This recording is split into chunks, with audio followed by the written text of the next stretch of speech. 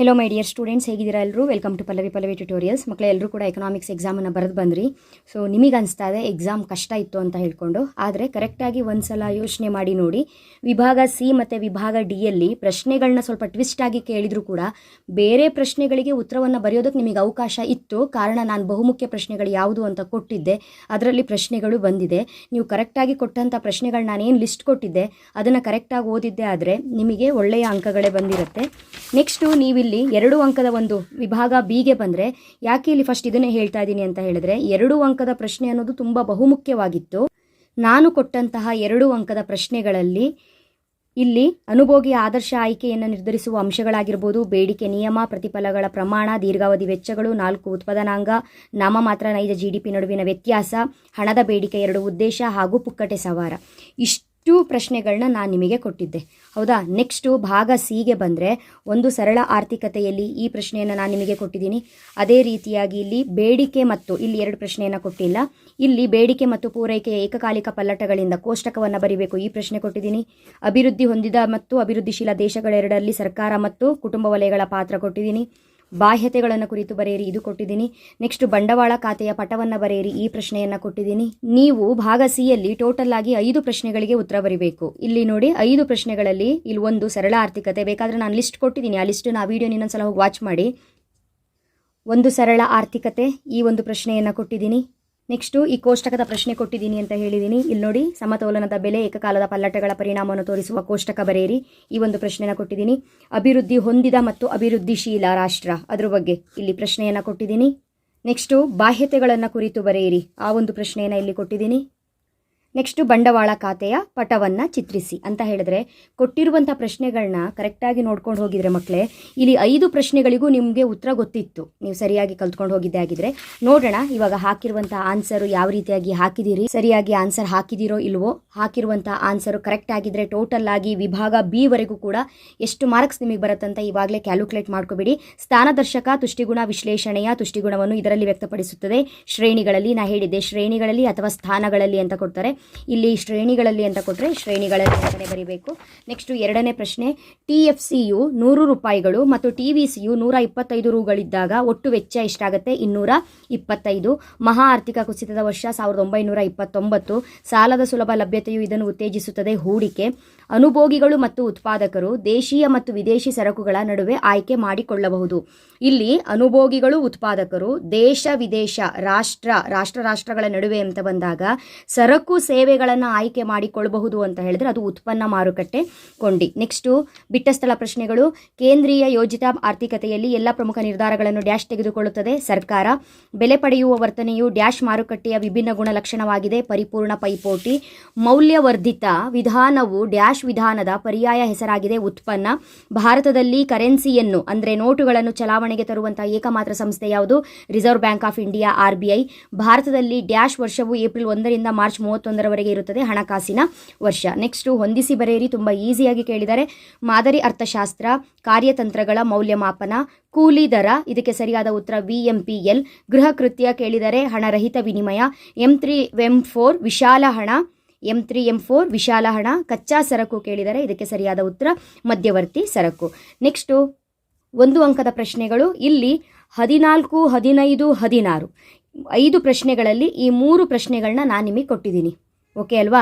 ಮಾರುಕಟ್ಟೆ ಆರ್ಥಿಕತೆಗೆ ಒಂದು ಉದಾಹರಣೆಯನ್ನು ಕೊಡಿ ಅಂತ ಹೇಳಿದ್ರೆ, ಖಾಸಗಿ ಒಡೆತನದಲ್ಲಿ ನಡೆಯುವಂತಹ ಒಂದು ಆರ್ಥಿಕತೆ, ಅದಕ್ಕೆ ಸರಿಯಾದ ಉದಾಹರಣೆ ಅಮೆರಿಕ, ಜಪಾನ್, ಯಾವ್ದು ಬರೆದ್ರೂ ನಡೆದಿರುತ್ತೆ.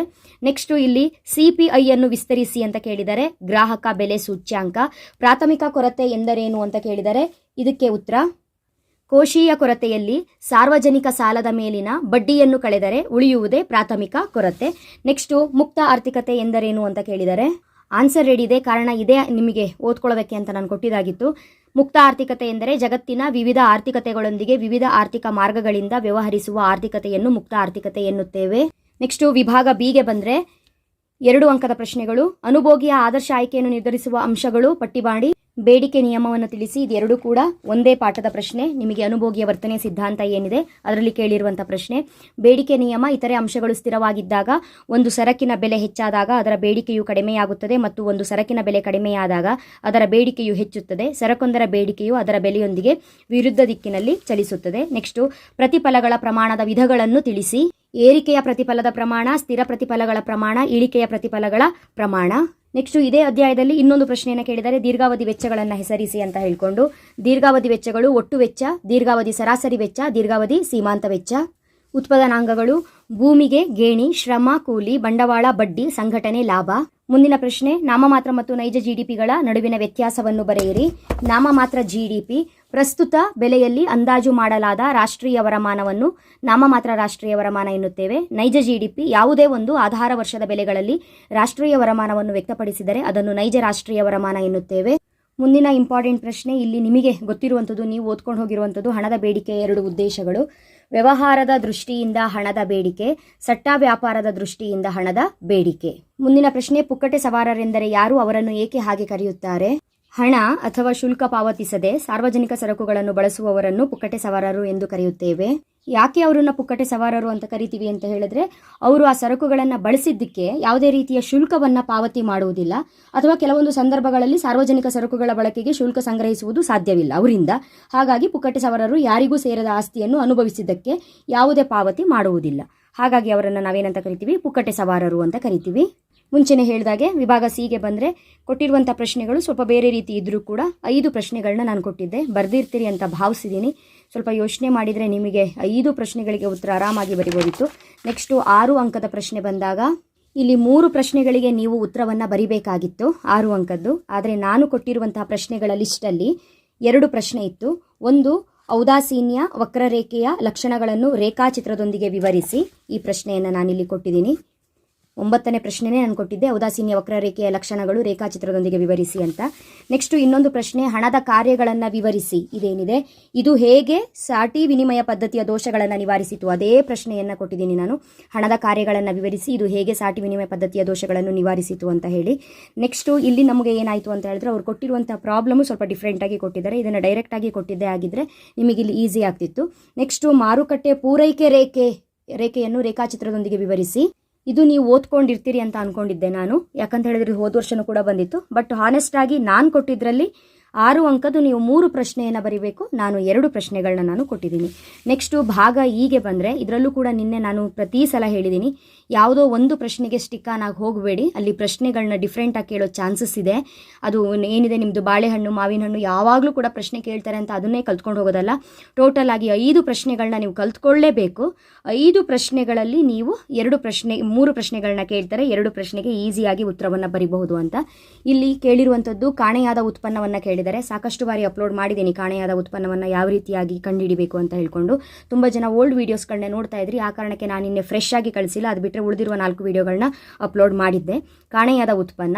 ನೆಕ್ಸ್ಟು ಇನ್ನೊಂದು, ನಿಮ್ಮ ಕುಟುಂಬದ ಮಾಸಿಕ ಆದಾಯ ಮತ್ತು ವೆಚ್ಚಗಳನ್ನೊಳಗೊಂಡಂತಹ ಒಂದು ಉಳಿತಾಯ ಮುಂಗಡ ಪತ್ರವನ್ನು ತಯಾರಿಸಿ ಅಂತ ಕೇಳಿದರು. ಇದು ಕೂಡ ನಿನ್ನೆ ಹೇಳಿದ್ದು. ಉಳಿತಾಯ ಅಂತ ಹೇಳಿದ್ರೆ ನೀವು ಅಲ್ಲಿ ನಿಮ್ಮ ಖರ್ಚಿಗಿಂತ ನಿಮ್ಮ ಆದಾಯವನ್ನೇ ಜಾಸ್ತಿ ತೋರಿಸಬೇಕು ಅಂತ ಹೇಳಿದ್ದೆ ನಾನು. ಆ ರೀತಿಯಾಗಿ ಒಂದು ಮುಂಗಡ ಪತ್ರವನ್ನು ತಯಾರು ಮಾಡಿದರೆ ಇಲ್ಲೂ ಕೂಡ 5 ಅಂಕ ಸಿಗುತ್ತೆ. ಇಲ್ಲಿ ನಿಮಗೆ ಈಸಿಯಾಗಿ 10 ಅಂಕಗಳನ್ನ ನೀವು ಪಡ್ಕೊಳ್ತೀರಿ, ಗೊತ್ತಿದೆ. ನೆಕ್ಸ್ಟು 6 ಅಂಕಕ್ಕೆ ಬಂದರೆ 2 ಪ್ರಶ್ನೆ ಅಷ್ಟೇ ಈಸಿ ಇತ್ತು. ಹಾಗಾಗಿ 2 ಪ್ರಶ್ನೆಗಳನ್ನ ನೀವು ಬರೆದಿದ್ದೀರಿ ಅಂತ ಭಾವಿಸಿದ್ದೀನಿ. ಭಾಗ ಸಿಯಲ್ಲಿ 5 ಪ್ರಶ್ನೆಗಳು ನೀವು ಅಟೆಂಡ್ ಮಾಡುವಂಥದ್ದಿತ್ತು.